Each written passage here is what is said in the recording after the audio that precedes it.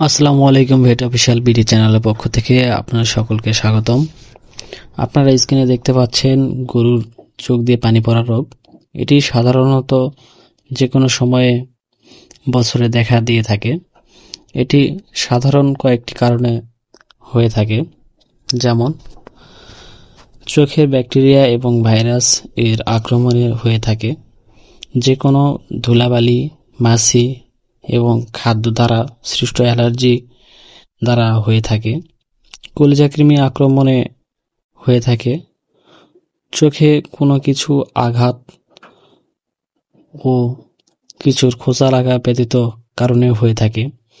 এই কারণে গরু রুচি কমে যায় এবং গরু খাদ্য গ্রহণে অনীহা দেখায়। এটা অ্যানালাইসিস করে দেখা যায় গরুটির প্রায় সময় চোখ দিয়ে পানি ঝরতেছিল এবং গরুটি প্রচণ্ড অস্বস্তি বোধ করতেছিল। তো এটার চিকিৎসা প্রথম অবস্থায় কলিজাকৃমির জন্য নাইট্রোনেক্স ইনজেকশন অথবা হেলমেক্স ট্যাবলেট খাওয়াতে হবে। প্রয়োজনে বুস্টার ডোজ করা উত্তম।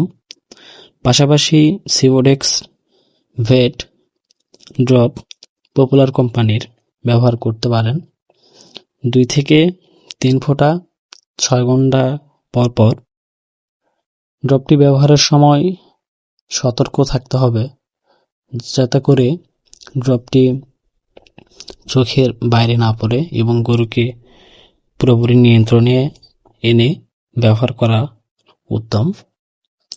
আপনারা স্ক্রিনে দেখতে পাচ্ছেন আমরা ড্রপটি ব্যবহার করেছি 2 থেকে 3 ফোঁটা 6 ঘন্টা অন্তর অন্তর, এবং এটা দ্বারা আমরা অনেক ভালো একটি সুফল লাভ করতে সক্ষম হই। গরুটির বর্তমান অবস্থা আপনি স্ক্রিনে দেখতে পাচ্ছেন।